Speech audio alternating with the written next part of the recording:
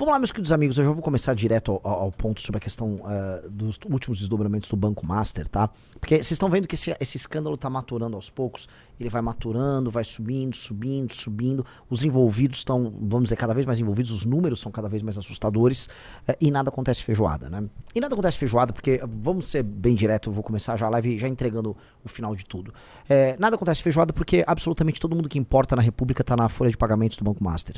E eles estão na folha de pagamentos do Banco Master de maneira, vamos dizer, absolutamente autônoma, tá? Ninguém ali foi, oh meu Deus, entrou esses 30 milhões de reais no meu bolso pra eu não falar do Banco Master. Não, tudo bem, né? Vai que, né? O meu bolso é o fundo. Cara, é bem simples. Todo mundo sabia o que estava fazendo, todo mundo que foi comprado, todo mundo participou disso. Eu acho muito engraçado que outro dia tava a Gabriela Prioli defendendo o Banco Master. Ela que trabalhou para um dos advogados, dos escritórios de advocacia mais, vamos dizer, hypados, leitores de livros de São Paulo, que é o Toron, e ele também tá envolvido no universo do Banco Master. Que curiosidade, pode ser que seja uma mera coincidência, sério, família Riso? Ela que é muito amiga do Augusto de Arruda Botelho, formado na Unip, não sabia, né? Ele que paga de intelectual, formado na Unip. Então, formado na Unip, pegou... estava num avião, ele que trabalha, né, agora tá advogando pra turma do Banco Master, pegou um avião, viajou junto com o Toffoli, né, como se fosse a coisa mais normal do mundo, um advogado de defesa do caso viajando com um juiz que deu uma canetada absolutamente obscena em favor do Banco Master, tá? Descobriram a turma da operação da PF que o Alexandre de Moraes, através da esposa dele, vamos botar aqui, a esposa dele que não tem nenhuma relação profissional com ele, é apenas uma mera coincidência, ela recebia, havia um contrato de 130 e poucos milhões de reais, 120 e poucos milhões de reais, coisa de 3,6 milhões de reais por mês, tá? É um pouco assustador, meus queridos amigos. E é assustador e as pessoas vão, né, normalizando porque o brasileiro está absolutamente anestesiado. Ou seja, temos o maior escândalo de corrupção da história acontecendo. Aí de um lado, né, eu sei que eu não vou esperar nada da esquerda, né, mas a esquerda tá falando em, o Lula vai ser reeleito, né, o Painho tem um plano, e o bolsonarismo falando em anistia de um débil mental. Tá? E aí como essas forças, elas dragam a energia cívica do brasileiro, a energia cívica nossa é dragada para isso, as pessoas não estão fazendo absolutamente nada sobre o Banco Master. Eu posso falar pra vocês, Renan, se vocês não chamam a manifestação, ninguém vai. A população não tá anestesiada. A polarização fez com que as pessoas perdessem uma capacidade objetiva de julgamento da gravidade das coisas. Então, objetivamente, as pessoas deveriam olhar pro caso do Banco Master e falar, ok, se tem algo que merece que a gente vá pra rua, é isso. Ok? Tá todo mundo envolvido do STF, é os maiores grupos políticos do Brasil, alguns dos maiores grupos empresariais do Brasil. Temos que ir pra rua. Mas não, porque como as pessoas passaram a relativizar tudo isso, né, e aí se você é de direita, o seu cara de direita pode roubar, e se você é de esquerda, o seu cara de esquerda pode roubar, você meio que ficou meio que, essa história não... Né, história não atende meus desígnios e meus interesses. E se eu for falar em termos de faccionalismo, isso faz sentido, porque quando a gente olha, né, e começa a falar sobre o que virou a política no dito ocidente, nas ditas democracias ocidentais pós-redes sociais, a gente caiu num exercício de faccionalismo que precisa ser absolutamente cínico em si, porque você precisa apenas que sua facção vença. Você não precisa que a sua facção seja virtuosa. Então se sua facção rouba, sua facção apronta, sua facção ela cruza certas linhas que não devem ser cruzadas, você vai fingir que nada aconteceu e você vai fazer piadas tentando justificar. E aí você vai apontar as incongruências, erros e roubalheiras da facção contrária. Os problemas do faccionalismo puro e simples é que a objetividade ela desaparece. E quando a objetividade desaparece, aí, vamos dizer, vira um vale tudo, e é um vale tudo cínico, mentiroso, e todos meio que saem perdendo, tá? Então, há um elemento em que você precisa ganhar a guerra faccional, ou seja, o nosso bloco político, ele precisa, por exemplo, derrotar o bolsonarismo e o petismo, mas você não pode se tornar, vamos dizer, em si parte do problema. E esse é o problema geral. Então nada está acontecendo porque todos os blocos aí, eles estão, vamos dizer, assumidamente cínicos, eles estão desavergonhadamente picaretas. E como, vamos dizer, esse escândalo do Banco Master, e aí há uma, vamos colocar aqui, há uma sabedoria por parte do Vorcaro e companhia em ter comprado todos os agentes políticos, né? A partir do momento que todos estão envolvidos, então ninguém pode falar nada. Então um bolsonarista não pode apontar o dedo para um petista ou para o STF, assim como o STF não pode apontar o dedo para um bolsonarista, e assim como um petista não pode apontar o dedo para o STF. Tá todo mundo meio que de mão dada, em maior e menor grau. Eu diria que hoje, tá, desses blocos políticos majoritários, o mais atrapalhado, o mais escangalhado nessa história é o STF. A situação do STF, no caso do Banco Master, ela é aterradora, tá? É uma situação que demanda, vou colocar aqui, né, um país sério, esses ministros todos caíam. Em um país sério, esses ministros todos caíam. A República Nossa não faz absolutamente nenhum sentido mais. Falar que é tudo normal, você me desculpa. Né? Não é, é uma situação absolutamente anormal, é uma situação de anomia. E ela mostra outra coisa, tá? Vamos cair aqui, né? Atenção, Nando Moura, vem aqui, vem pra live, vem ver, tá? É uma situação que quando a gente passa a puxar aquela própria leitura do Curtis Yarvin, tá? Sobre essa coisa da tripartição dos poderes, é meio bobo, porque a tripartição dos poderes parte de uma ficção, que é a ficção de que os poderes, de fato, eles vão ficar restritos às suas funções. Eles vão ter todos os poderes, vamos dizer, uma noção, vamos dizer, comum de nação. E aí, né, eles vão só ficar fiscalizando. Mentira. Aqui virou uma guerra de todos contra todos e os poderes em si passam a disputar uns com os outros essas posições. Então é uma guerra faccional não do ponto de vista meramente ideológico, mas é uma guerra faccional também do ponto de vista dos poderes da estrutura tripartite do poder estatal, aquele modelo do Barão de Montesquieu, que em alguma medida está falido também. E não está falido só no Brasil, ele está falido no dito Ocidente inteiro. Um dos problemas que o Ocidente vem enfrentando, desculpa fazer essa pequena digressão aqui, é que na competição com a Ásia leva vantagem porque o poder executivo ele é muito capaz, então ele realiza coisas. Então você vê assim, as cidades chinesas acontecendo, investimentos em infraestrutura, transformações sociais, transformações humanas. O poder executivo executa, enquanto aqui no nosso, né, no nosso universo aqui, todo mitigado, as ações são mitigadas entre os poderes. Então, é frágil. E nós vamos precisar discutir isso. Qual é o papel dos poderes? Como a gente empodera o poder executivo para que as coisas voltem a acontecer? Ou o dito Ocidente vai pro buraco, como está indo. O tal do dito Ocidente meio que foi pro buraco. Eu cheguei dessa volta nessa parte sobre a China, poder executivo, Ocidente, modelo mitigado, porque, né, no fim do dia, né, alguém vai falar que o Brasil é uma república federativa minimamente funcional, que há a tripartição dos poderes. Não há nada disso. Não há nada disso. E vivendo nesse caos que nós estamos vivendo, tá? E assistindo essas coisas, você vai precisar de fato de alguém de fora que vai chegar lá e vai, através do poder executivo, botar ordem na casa. O senhor Alexandre de Moraes, né, é um leitor de Carl Schmitt, e ele reinterpretou Carl Schmitt substituindo o poder executivo pelo poder judiciário, né, no sentido de que num momento de crise, o Carl Schmitt dizia a autoridade vai emanar de algum lugar, e para o Carl Schmitt a autoridade deveria emanar do poder executivo, justamente para você resolver essas questões de crise. E isso foi desenhado por ele numa época ele, vamos dizer, ter um envolvimento um pouco maior com aquela turma que tem bigode e usa, né, aquelas roupas e se desfilava daquele jeito, né. O Carl Schmitt, ele temia a ascensão não só da turma do NAZISMO, mas também os comunistas, né, um período né, muito deflagrado de conflitos ideológicos muito radicais que tinham na Alemanha, na República de Weimar. Então, ele achava que o poder executivo em algum momento ia ter que, para resolver essa crise, né, exercer autoridade. Não rolou. O Alexandre de Moraes é um leitor disso e ele tratou o poder judiciário como fonte de onde a autoridade emanava e o judiciário iria resolver essas crises. E foi assim que eles concentraram muito poder. Só que essa concentração de poder veio acompanhada também de uma volúpia por outras coisas, porque não é normal escritórios de advocacia de parentes de ministros do STF ficarem fazendo negócios por aí na mão cara de... Não é normal. Falar que isso é normal, a pessoa tá completamente maluca. Todo mundo sabe que é normal. Todo mundo sabe que esses caras estão com superpoderes. Todo mundo sabe que se você começar a falar o que esses caras estão fazendo, você vai preso, você vai em cana, você é perseguido, todo mundo sabe. Falar que, né, todo mundo sabe. E aí, vamos pegar aqui, cadê os outros candidatos falando disso? Repararam isso? Cadê os outros pré-candidatos? O Tarcisião aí, né, ficou vendo os caras falando, meu candidato é o Tarcísio. O Tarcisião tá falando isso? Flávio Rachada Bolsonaro, o vagabundo do Rachadinha, tá? O ladrão do Lula se beneficia, por enquanto, tá, de uma aliança conjuntural com esses membros do STF. É uma aliança conjuntural que eles usaram pra ferrar o Bolsonaro, pra andar com algumas coisas, mas tem uma crise contratada entre STF, especialmente Alexandre de Moraes, Gilmar Mendes e Lula, já. Vai ter treta aí entre eles, tá? E os outros eu nem sei dizer, né, o que o Ratinho pensa. O Zema nem pensa nada, o Zema é um bobo, né, mas retornando aqui pra vaca fria.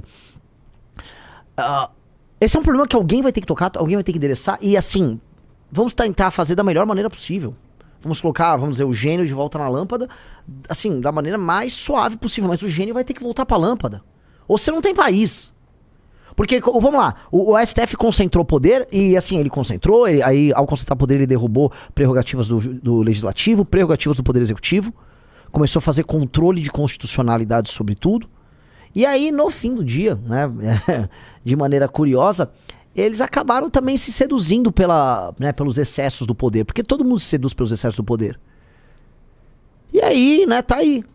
Esses contratos, essas coisas, isso não é normal. Isso não é normal. Falar pra mim que isso é normal, o que tá acontecendo envolvendo o Judiciário e o Banco Master é anômalo, é doentio. É doentio, é coisa de república que acabou. E assim, galera, a república acabou.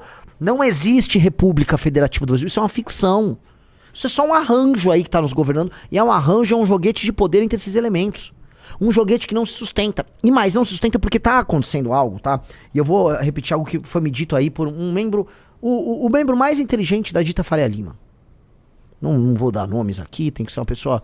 Mas é um sujeito inteligente, o cara mais inteligente da dita Faria Lima. Ele falou, ó, existe uma guerra entre o Brasil institucional e o Brasil não institucional. E como o Brasil institucional, na prática, ele é frágil e tal, o não institucional avança. Então, na falta de boas lideranças partidárias, porque as lideranças dos partidos ideológicos no Brasil não existem, as lideranças não institucionais, né, os Ruedas, os Ciro Nogueiras que fazem negócio com o Banco Master avançam, e avançaram demais. A corrupção, ela avançou novamente na política após Lava Jato pra caramba, tá?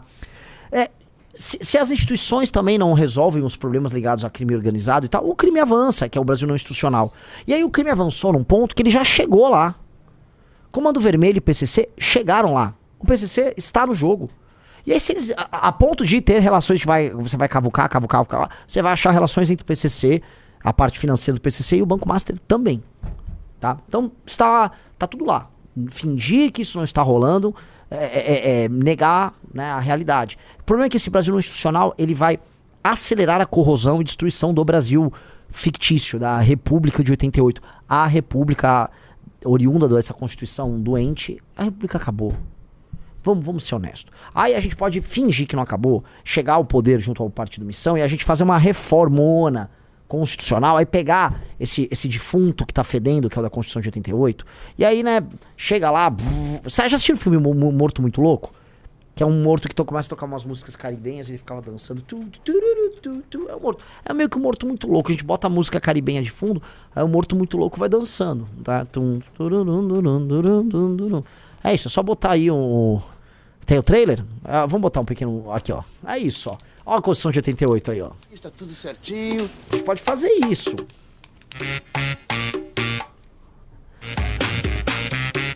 Vai pegar, vai derrubar a live.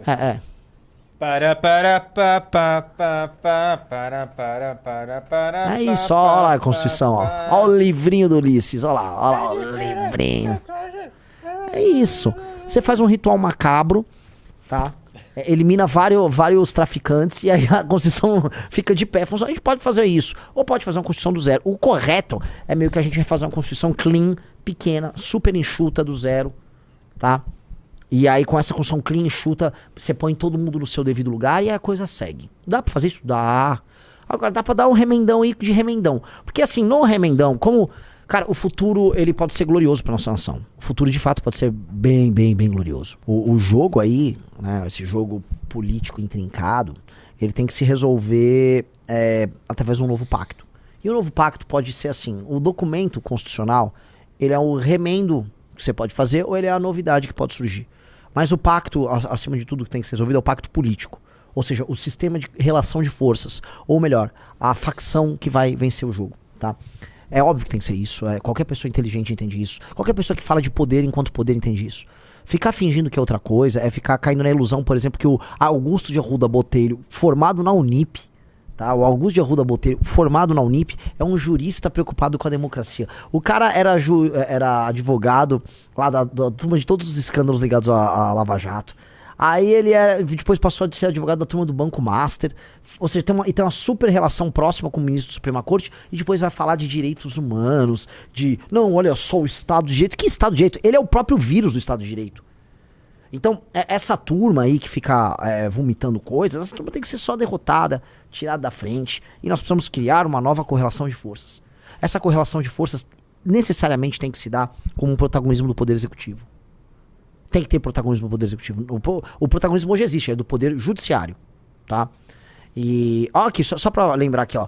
Augusto de Arruda Botelho foi anunciado como secretário nacional de Justiça do governo de Luiz Inácio Lula da Silva em dezembro de 22 e impostado pelo ministro da Justiça e Segurança Pública, Flávio Dino, em janeiro de 23. Então vamos pegar, esse cara foi trabalhar no governo Lula, era do grupo Prerrogativas, ajudou a destruir a Lava Jato, e agora ele faz lobby com o Banco Master andando de avião com um amigo, foram amigos, né? Viajar de jatinho, fala isso aí assim, né?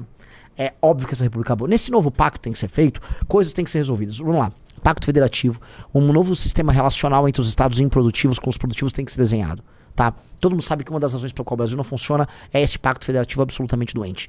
Destruição das facções e restabelecimento da ordem no Brasil.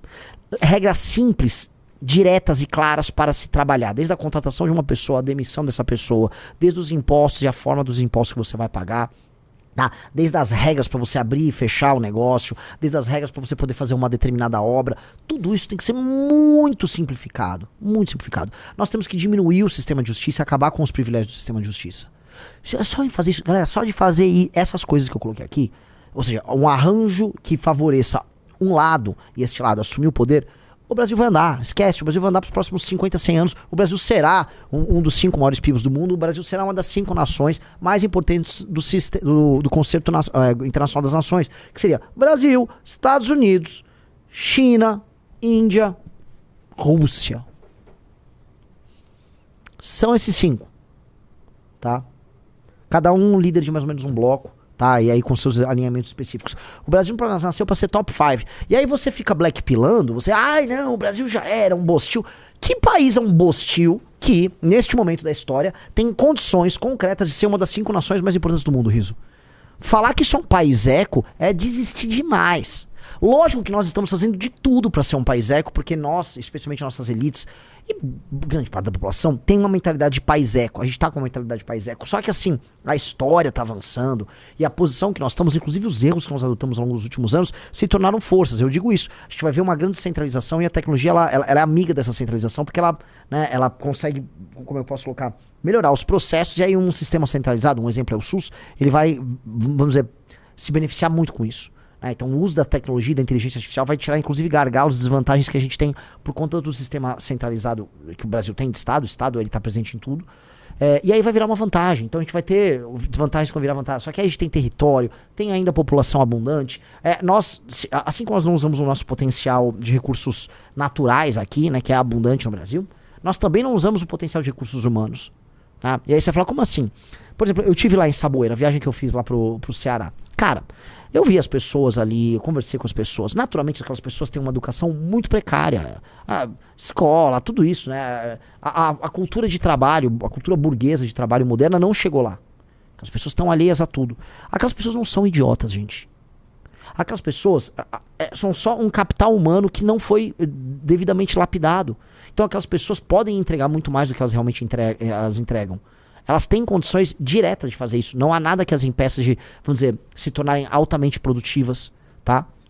Então, o que nós precisamos fazer? Nós precisamos capacitar, usar a tecnologia e tirar essas amarras que o Estado tem para fazer com que as pessoas sejam mais produtivas e mais capazes. Ponto. Aí, antes que vocês perguntem, o que fazer? O jogo ficou tão intrincado que você tem uma correlação de forças tão desproporcional e nós estamos numa posição tão desproporcional e nós já estivemos, quando a gente montou o Movimento Brasil Livre e organizava as primeiras manifestações, ainda era desproporcional, não só com relação à força política institucional, mas dinheiro, mídia e tal. Mas ali a gente conseguiu organizar manifestações e ter um volume em redes sociais tratando dos temas, especialmente Lava Jato, queda do governo Dilma e tal, que permitiu que a gente, né, fizesse frente lá. Hoje, por mais que nós tenhamos muito mais recursos que nós tínhamos, por mais que a gente tenha, vamos dizer, uma estrutura muito maior, não há mais rua. A ideia de manifestação foi destruída.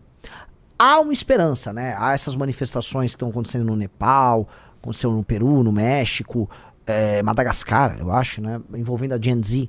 E essas manifestações, elas dão um tom assim, ok, vem uma geração nova querendo enfrentar tudo isso. E eu acho que é uma coisa que a gente tem que, né, ficar de olho, porque era bom que acontecesse. Mas da geração millennial pra trás, que foi a turma que saiu tanto em 2013 quanto em 2014, 15, 16, 17, 18, meio que a galera, apertou um botão, não quero mais, tô fora. E aí, né, infelizmente, a geração bolsonarista, os boomers, eles tomaram as ruas, transformaram fazer manifestação, transformaram o ato cívico de se manifestar numa piada. E é difícil falar isso, é difícil explicar, né? Quando a gente vai conversar normalmente com as pessoas mais velhas, as pessoas ficam bravas, né? As pessoas se irritam, tipo, olha o que você tá falando, Renan. Eu tenho o direito, eu entendo, mas assim, vocês fizeram de um jeito ruim, como é que eu vou... Você vir pra rua e ficar fazendo orações pro Bolsonaro, tocando um funk nojento, Bolsonaro, cara, ninguém quer assim, ninguém que presta vai querer estar ali. Aquilo é ridículo, aquilo é muito zoado. Tá? Aquilo se tornou mais zoado do que as coisas que a gente considerava zoadas na esquerda. Que a esquerda era muito zoada. Também tinha dancinha, tinha tudo. Era jeca, tinha o cara com pão com mortadela, tinha o pelego. Agora, vocês foram lá e vocês conseguiram ficar pior. E uma coisa, né? É assim, se você tá se zoando, se tem uma leveza no ar, tem problema nenhum. Quando você passa a levar a sério essa coisa, aí você ficou Loki. Aí não dá.